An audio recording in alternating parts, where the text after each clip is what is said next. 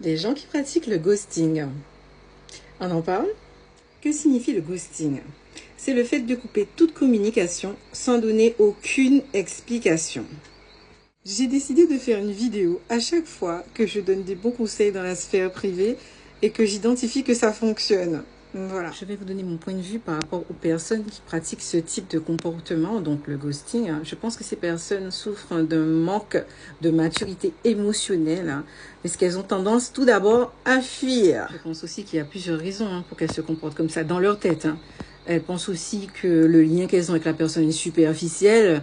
Peut-être que ça fait pas longtemps qu'elles se connaissent ou elles ne sentent pas d'attachement réel avec la personne. Ou elles peuvent aussi utiliser cette technique parce qu'elles pensent que l'autre personne est envahissante.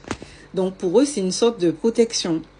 Dans tous les cas, la personne qui subit ce ghosting, on va dire qu'elle le ressent comme un acte blessant. Voilà. C'est une personne lâche, entre guillemets, qui pourrait résoudre le conflit ou résoudre la situation ou la relation en ayant une vraie conversation directe avec la personne. Ouais, elle le vit comme un manque de respect. Mais ça, on peut le comprendre, hein, puisqu'en fait, il suffit des fois d'une simple discussion pour pouvoir clore la relation, mettre un point final, s'il y a besoin de mettre un point final, et de donner des explications. Voilà. Ce qui pourrait libérer la personne qui en souffre. Les personnes qui sont ghostées, moi, je me mets à leur place. Ça doit être dur, franchement, parce qu'en fait, quand t'as pas de nouvelles, t'as pas de réponse, tu sais pas où t'en es avec quelqu'un, ben tu peux avoir des angoisses, tu peux te sentir inutile, tu peux rabaisser ta valeur, tu peux être obsédé par cette personne parce que tu veux absolument avoir la réponse, avoir des explications, comprendre pourquoi. Mais il faut pas tomber dedans. Il faut pas chercher à savoir. Quand une personne vous ghost, il faut pas chercher à savoir. Franchement, laissez tomber. Ce que je pourrais leur conseiller pour pouvoir surmonter ça, c'est d'accepter l'absence de réponse. Voilà. Il faut l'accepter. Parce que tu n'as pas le choix. Cette personne-là n'a pas l'intention de t'expliquer les choses comme elles sont. Donc, tu dois l'accepter pour reprendre le contrôle de la situation.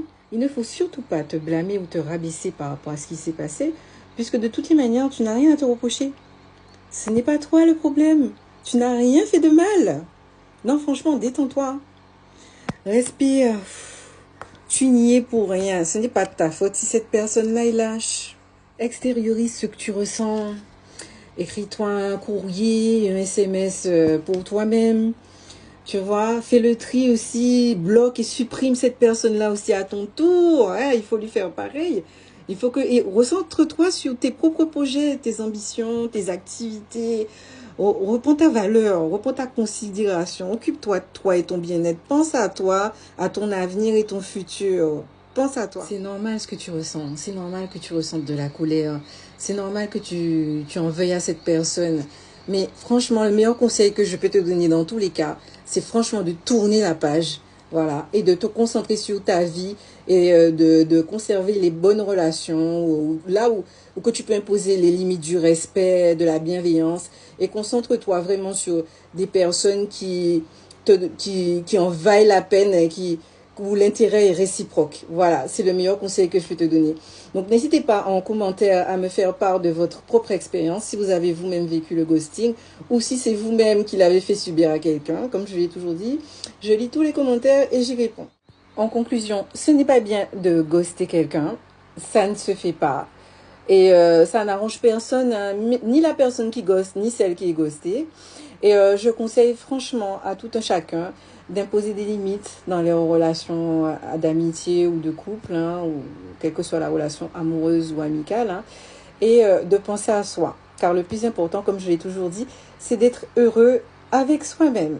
Prenez soin de vous. Bisous.